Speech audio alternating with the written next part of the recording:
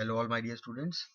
I'm Amit Ajmani, your educator, and I welcome you once again to Sri Jayendra Rank Zone classes. This is our lecture number 3 of periodic classification of elements. In the previous lecture, we have already completed up this chapter, and in this class, we are supposed to discuss the various question answers related to periodic classification of elements.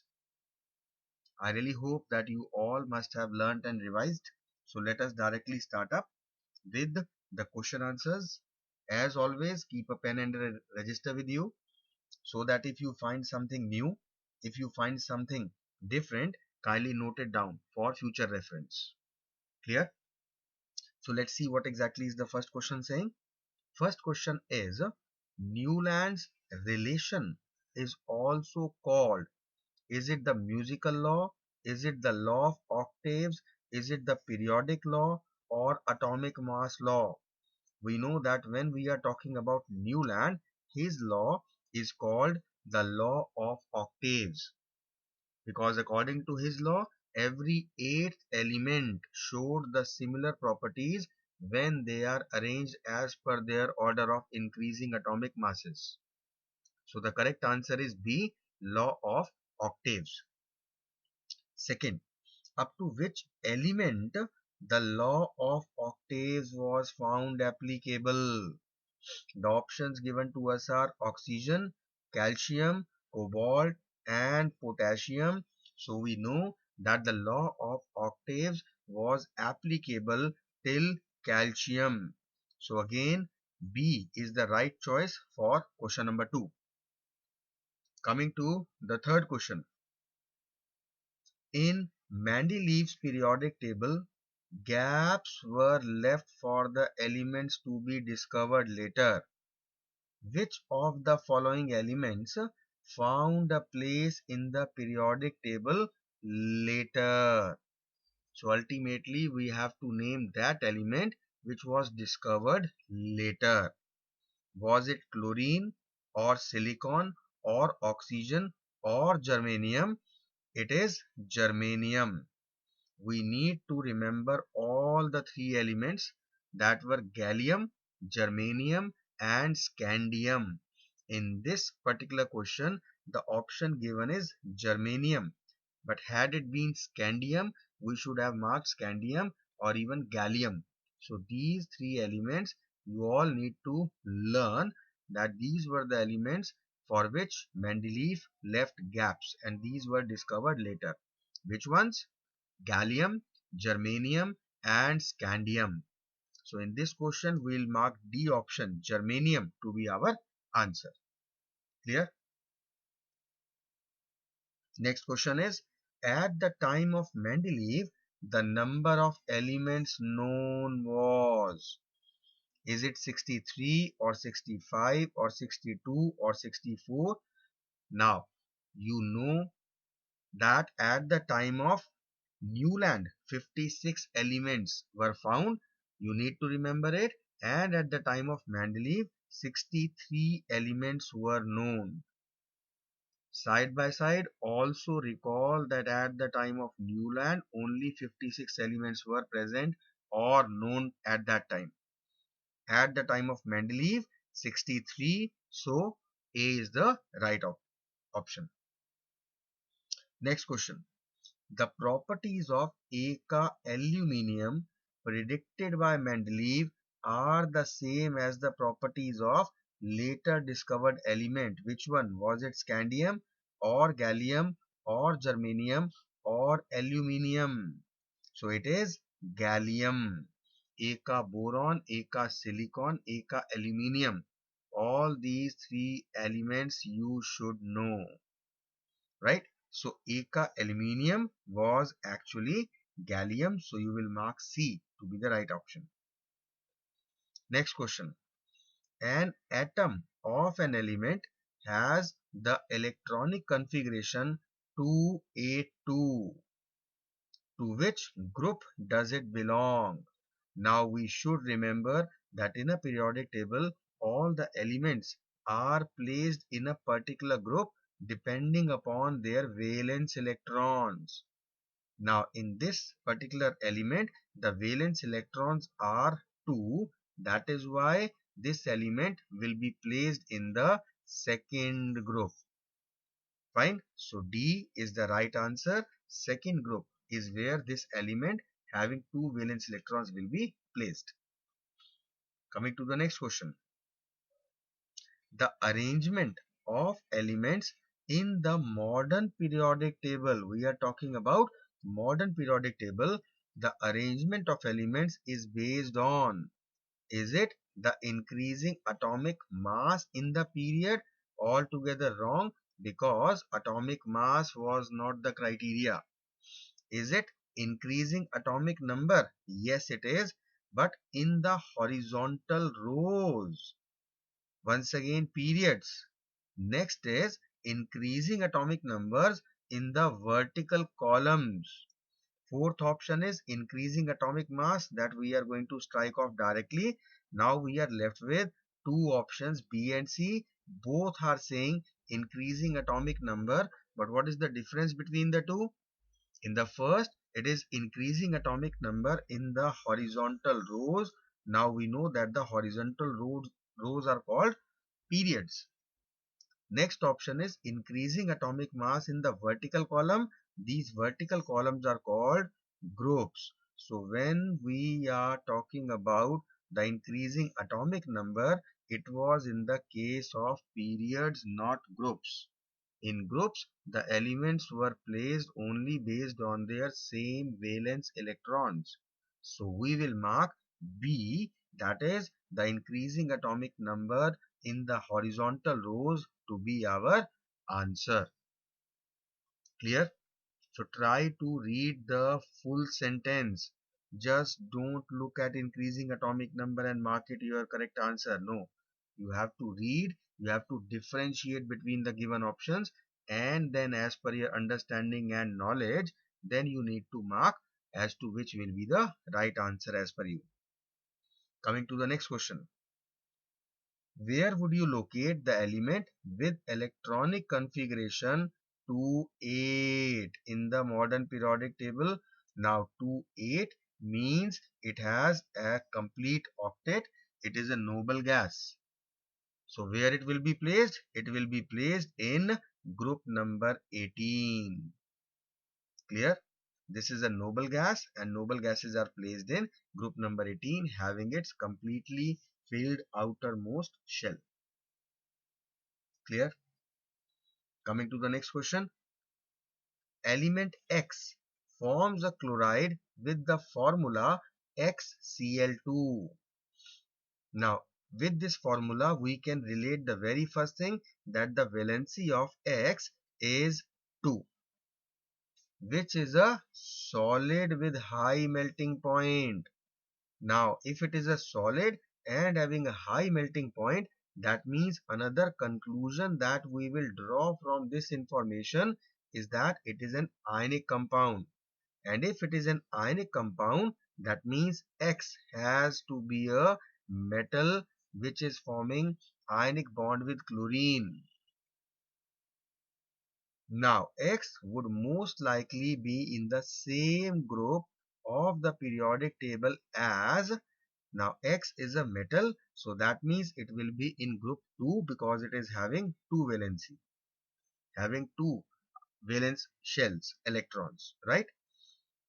This particular X will be sharing the position in the same group as, the option given are silicon. It can't be silicon because silicon is a non-metal. Magnesium, magnesium has 2 valency, second group element, yes. Aluminium, 3 valency, third group, 13th group, no. Sodium, metal but 1 valency, first group, alkali metal, no. So it will be magnesium, it will be B option. So X will be in the second group, just like magnesium. Clear? Now coming to the next question. There are 3 elements A, B and C given to us. Their atomic number 2, 10 and 5 are given to us. What is being asked is, which of these belong to the same period? Now we know that when we are talking about same period, they should have same number of shells. And whenever all the elements with atomic numbers are given to us, always we are going to do their electronic configuration. For A, it will be 2 electrons in the K shell. For B, it will be 2 electrons in the K shell and 8 in the L. And for C, electronic configuration will be 2 electrons in K and 3 electrons in the L shell. Right? Now we are being asked that which of these will have the same period. So B and C, they will be sharing the same period. Why? Because B also has 2 shells and C also has 2 shells. That is why they will be in the second period of the periodic table. So our answer will be B, that is B and C, they will belong to the same period. Clear? Now, had it been same group, then in that case, now the answer would have been A and B. Why? Because in the same group, they should have same valence electrons, which are not in the case of A and B. A is having 2 valence electron, B is having 8. But A is an exception. This is helium, which is an inert gas. Its K shell is fully completed, as is B, which is neon, having atomic number 10. Its L shell is fully completed. Both of them are inert gases. Therefore, both of them will belong to the same group, group number 18. Right? You can also get that question also. If it would have been same group, then our answer would have been A and B. Let's talk about the next question now. Carbon belongs to the second period and group 14. Right? Second period means it has got 2 shells. Kl. Group 14 means it has got 4 electrons in the outermost shell. Now, silicon belongs to the third period and group 14. When we talk about silicon, third period means it has got 3 shells. Group 14 means it has got 4 electrons in the outermost shell. Obviously, the first two must have been completely filled. If the atomic number of carbon is 6, we can see here it is 6. The atomic number of silicon is 284, comes out to be 14. So B is the right answer. The atomic number of silicon is 14. Clear? Next question. Pick out the chemically most reactive elements from the given triads: lithium, sodium and potassium, fluorine, chlorine and bromine. Now when we form this triad, this is lithium having the minimum atomic number, sodium increased atomic number, potassium most atomic number, the maximum out of these three. Similarly, when we talk about fluorine, chlorine and bromine, then in that case, this will be the arrangement. This lithium, sodium and potassium, they belong to the same group of metals, group number 1.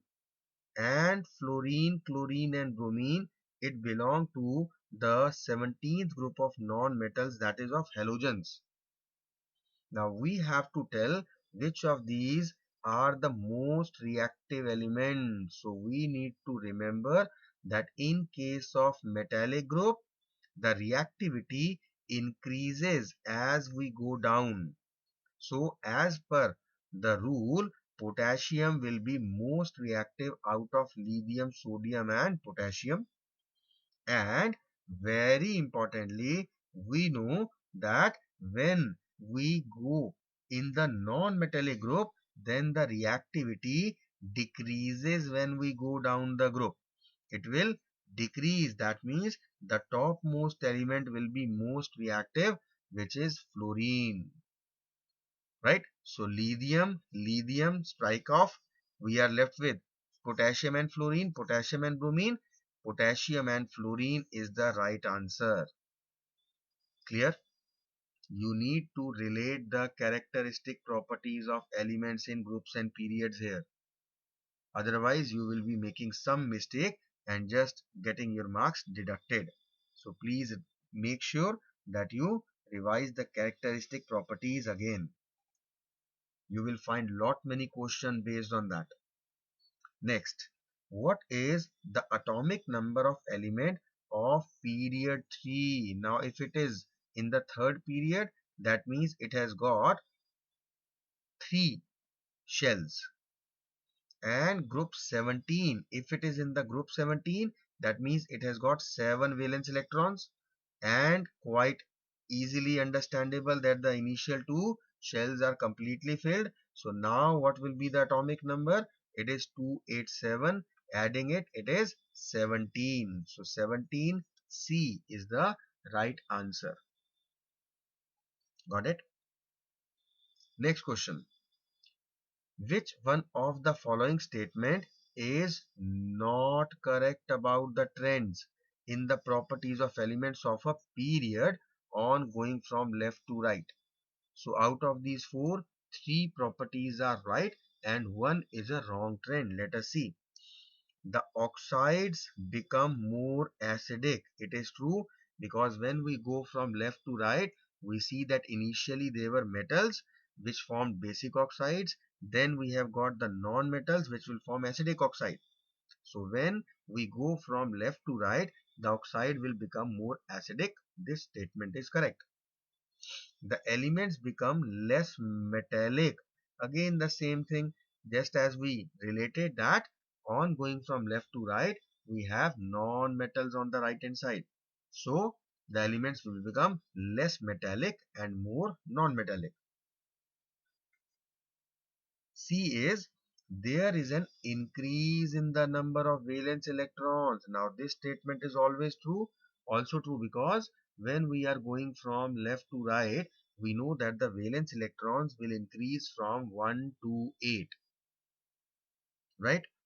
So we are left with fourth option, which is the atoms lose their electrons more easily. No.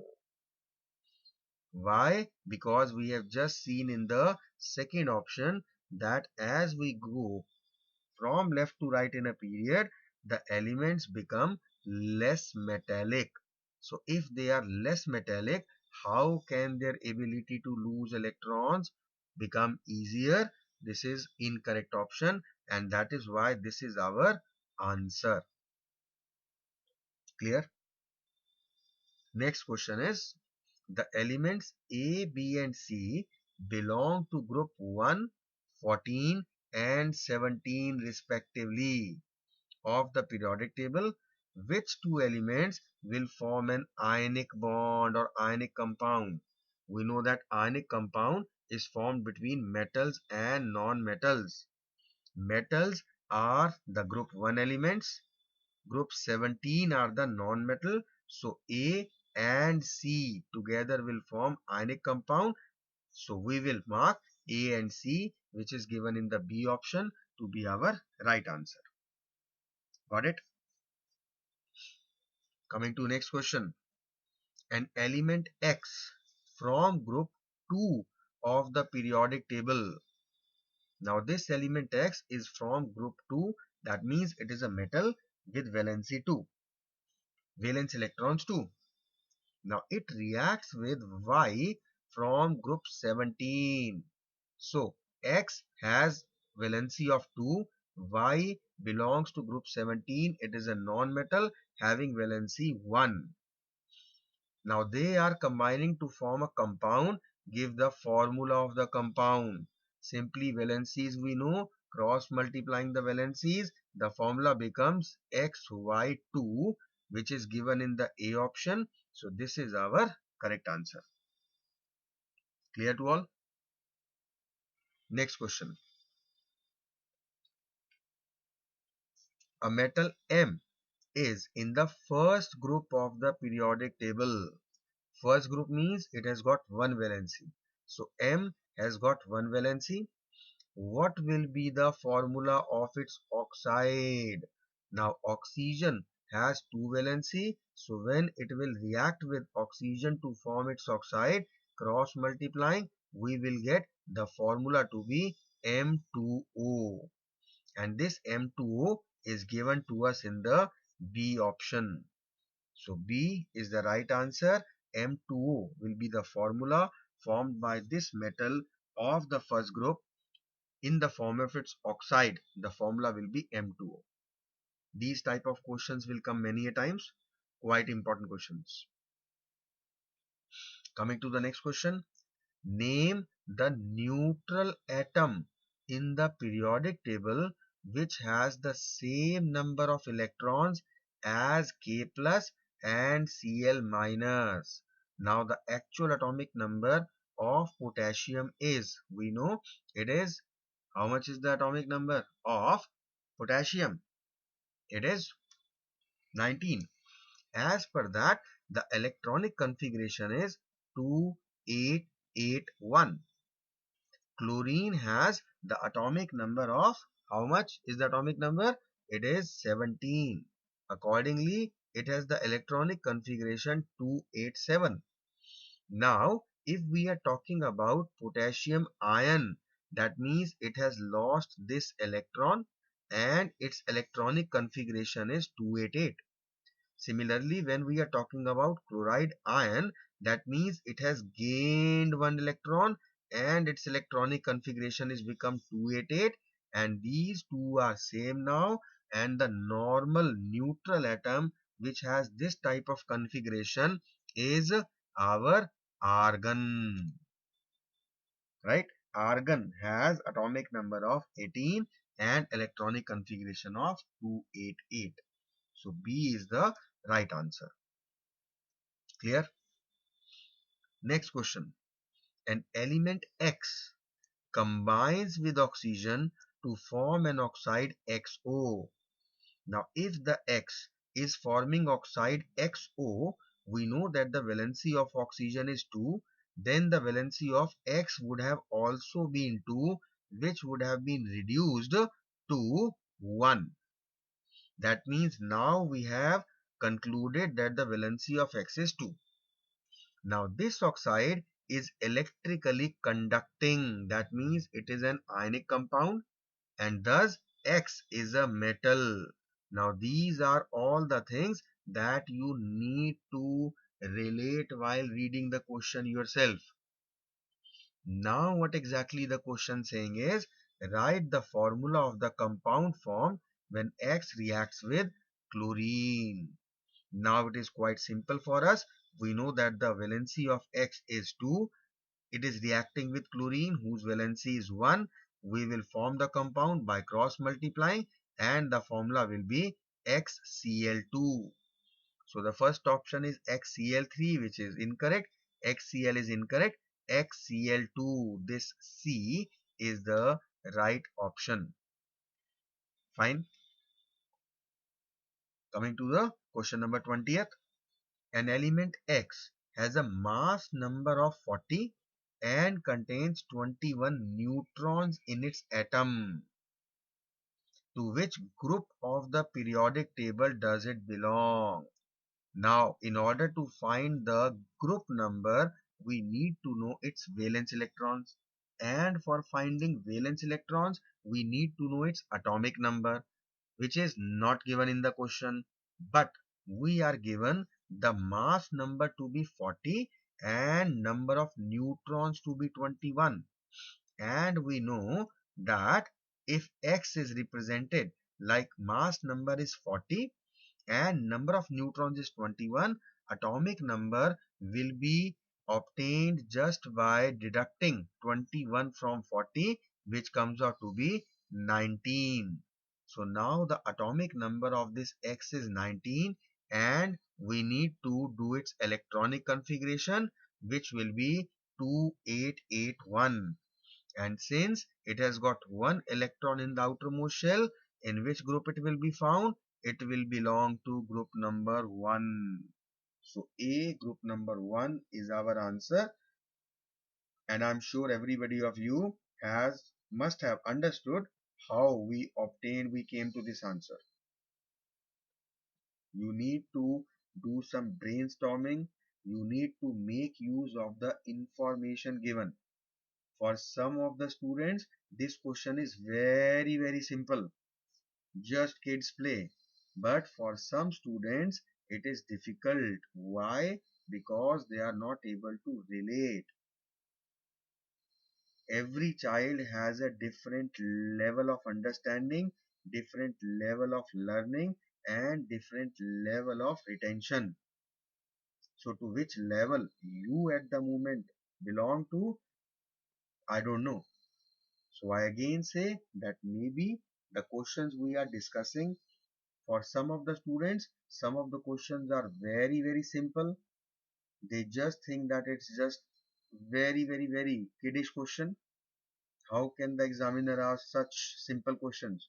But trust me, there are times when the same question is very difficult for somebody else.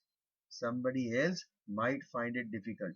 It's just like if you know how to drive a car, it seems simple for you, but a person who doesn't know the driving, for him, he cannot drive a car on his own. So after learning, after practicing, after knowing, everything becomes simple. And if you don't know, then obviously you will face difficulty. Same goes with the questions and education. Let's come to the next question. Consider the following elements. Calcium, atomic number is 20.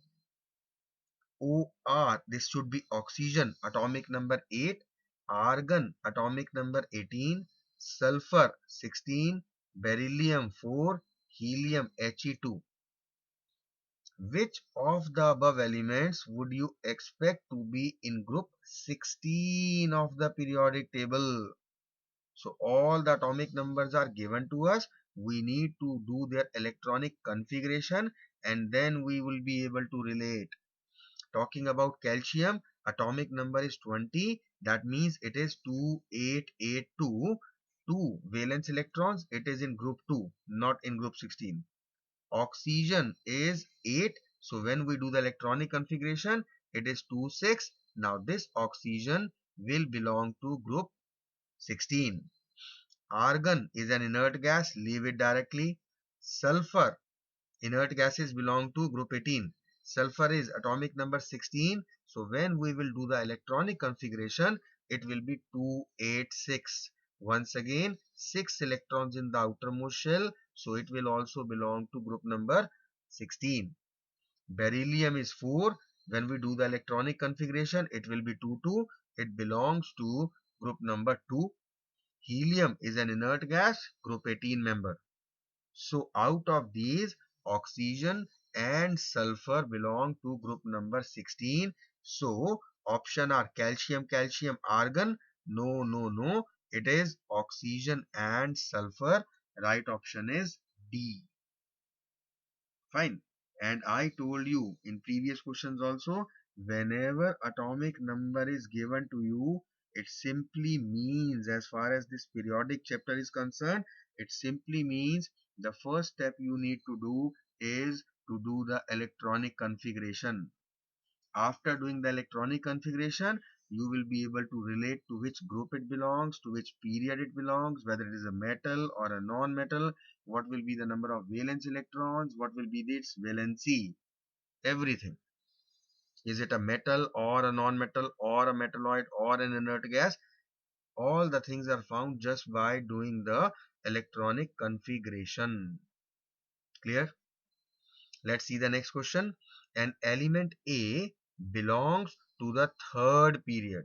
Third period means it has got 3 shells, KLM.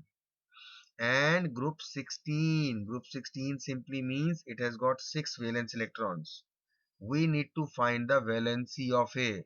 We don't have to do anything. If it has got 6 valence electrons, its valency will be 2 because it is going to gain 2 electrons. It is sulfur actually. Right, it is going to gain 2 electrons in order to become stable, in order to fill 8 electrons in its M shell. So B, valency 2 is the right answer. Fine. Next question is, which one of the following statements is not correct about the trends of the properties of the elements of a group on going down in a group. So we are talking about moving from top to bottom in a group, and we need to find out which of these statement is incorrect. Let us see the statements. The chemical reactivity of metals increase. Yes. With non-metals, it is altogether opposite. But chemical reactivity of metals increases when we go down in a group. The metallic character of the elements increases. Yes. The size of the atom increases. Yes, because the shells are increasing. The valence electrons increase. No, because in any group, the number of valence electrons always remains same. That is why they are placed in that same group. So this is an incorrect statement, and hence this is our answer D. Clear? Next question. Which of the following set of elements is written in order of their increasing metallic character? Now, when we are talking about increasing metallic character, then we need to see whether we are talking about number one, metals, and we should be talking about the period or the groups. So, if we are relating sodium, lithium, and potassium, then in that case they belong to the same group, and lithium comes first, then sodium, then potassium. Wrong answer. The next option is CQN. Now C is carbon, N is nitrogen, and there is no element in the periodic table with this particular symbol Q.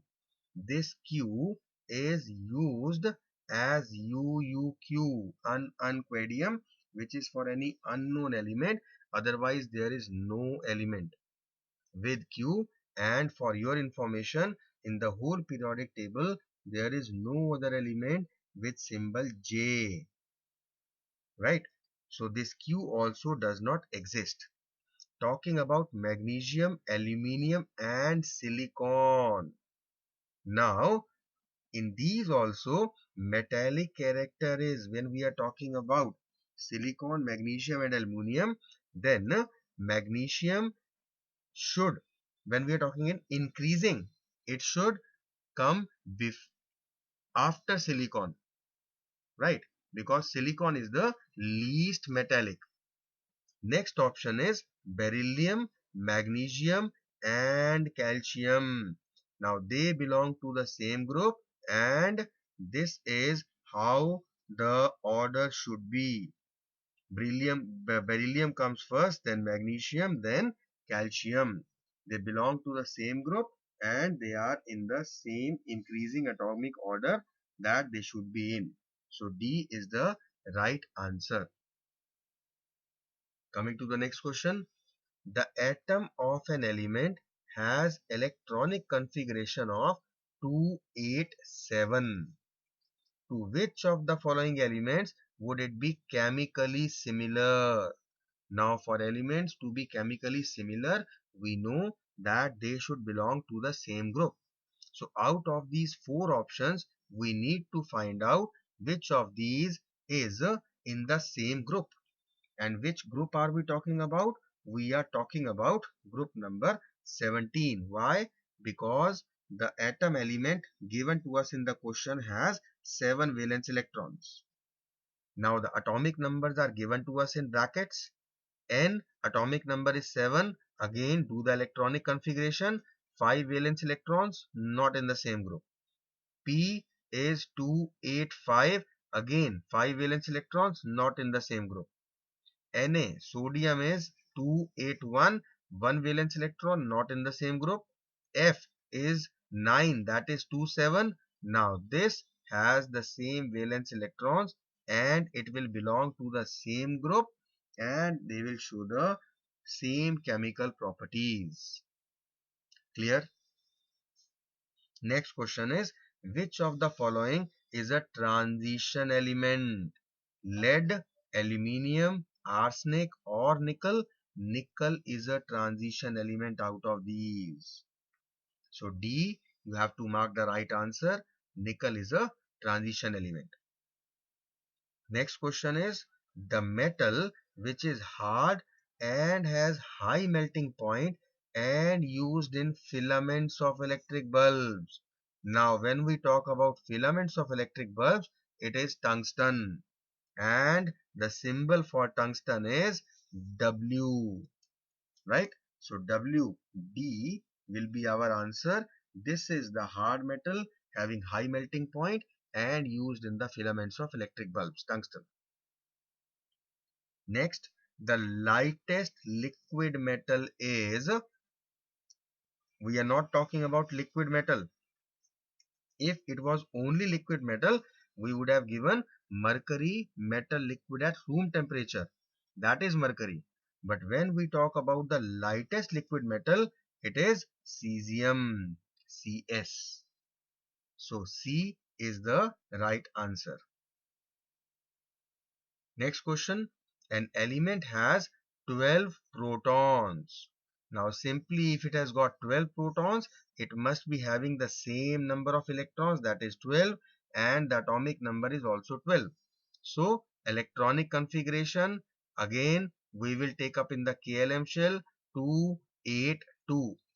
Number 1, it has got 2 valence electron, it will belong to second group.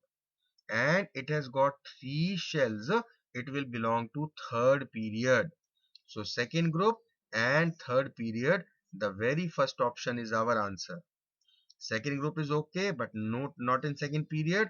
It does not belong to third group or third group. So A is the correct choice. Coming to the next question. An element has atomic number 17. To which group and period does it belong? Is it a metal or a non-metal? So everything is same as that of the above question, just one more point is added. Is it a metal or a non-metal? And whenever atomic number is given, we have seen we will do the electronic configuration.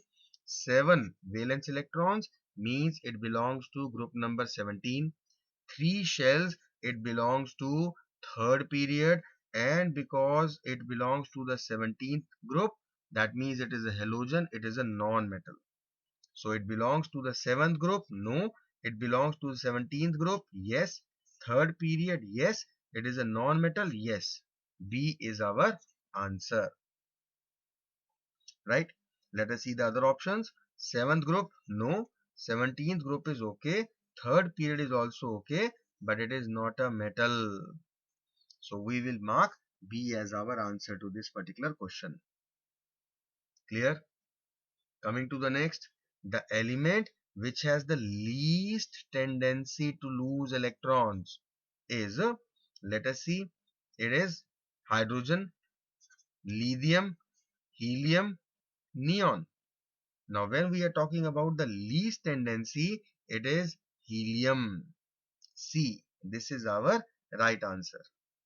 Even though neon is also not going to lose electrons, but when we are talking about least tendency, it is helium, because helium and neon, when we are arranging them in group, helium comes first, so that is why it is much more reactive as compared to neon. Or in other way we will say that much more amount of energy will be required to take out the electrons from helium as compared to neon.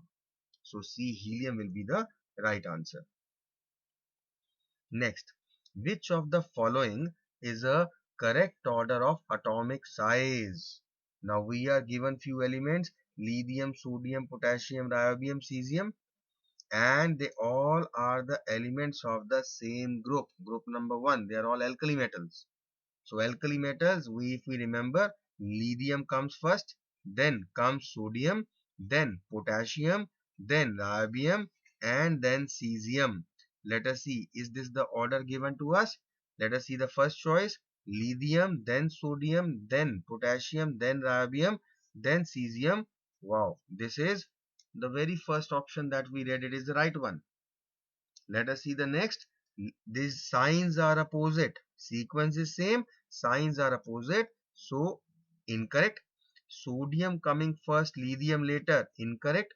Potassium coming first, sodium later, incorrect.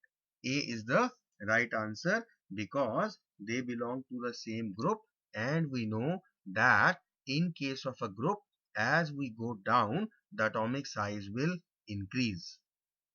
Clear? Next. Now this is a very important question and very good question. I personally like this question. Which of the following is correct order of size? Quite importantly, in all these options, the difference is normal element and an a cation and an anion. Now, the normal element is represented by just its symbol. Cation has a positive sign, anion has a negative sign. We also know that why a particular element is converted into a cation when it loses electrons from its outermost shell. And when the outermost shell on the valence electron is gone, obviously its size will decrease. So whenever we are talking about an normal atom and a cation, always a cation is smaller than the normal atom. But when we talk about the anions, then in that case, the anion will have a bigger size as compared to the normal atom. So first of all, it is the anion that will come, right? Then it will be the normal atom, and then it will be cation. This will be the correct sequence of size. Let us see where exactly it is given. It is given to us in the B option. So we will mark B to be our answer. Clear? Next, which of the following oxide is most basic? Number one, basic oxides are formed by metals. Lithium oxide, sodium oxide, potassium oxide, cesium oxide. All these are metallic oxides. So now just leave this oxygen and just try to differentiate and consider the metals. They belong to the same group. Group number one, they are all alkali metals, and we know that the most basic oxide will be formed by the most reactive metal. So indirectly we have to find out which among these four is the most reactive. And we already know that in case of metallic groups, the reactivity increases as we go down. So out of these four, the cesium will be the most reactive, and hence it will form the most basic oxide, and hence D, cesium oxide, is our answer. The question was very simple, provided you understand the language and you try to relate, you try to find out, and you already know how to attempt it. Fine. The same exact question is being asked indirectly. Which of the following hydroxides is most basic? So again, we have to see out of beryllium hydroxide, barium hydroxide, calcium hydroxide, and magnesium hydroxide, which one will be the most basic? Hydroxide. Leaving apart the hydroxide, we have to relate the most reactive metal out of beryllium, barium, calcium, and magnesium. And we know out of these, barium is the most reactive one. They belong to the same group, beryllium, then it was magnesium, then calcium, then barium. And therefore, the hydroxide made by barium will be most basic. So B is the right answer. Clear? Now, next question is, which of the following is the correct order of atomic size? We are given chlorine, fluorine, bromine, and iodine. They all belong to halogen group. And in the halogen 17th group, we know the elements are fluorine, then comes chlorine, then comes bromine, and then comes iodine. And because they belong to the same group, so we know that when we go from top to bottom in a group, the atomic size will increase. So fluorine has the least size, then chlorine, then bromine, then iodine. Let us see the options. Fluorine is given greater than chlorine. It is wrong. Fluorine is less than chlorine. Perfect. Then bromine. Perfect. Then iodine. Exactly. B is the right answer. Got it? Because we are trying to relate the order in which they are arranged as per their atomic sizes. Clear? Coming to the next question. The elements of group 16 are called chalcogens. A is the right answer. Halogens are the name given to which group? To the group number 17. Nicogens, which group? Group number 15. Noble gases, which group? Group number 18. Group number 1 are called alkali metals. Group number 2 are called alkaline earth metals. So you need to remember, I especially told you when we were having the teaching of this topic that you need to remember, and this is where you have got the answer also, the question related to the topic. Coming to the next question. Up to which element the law of octaves was found to be applicable?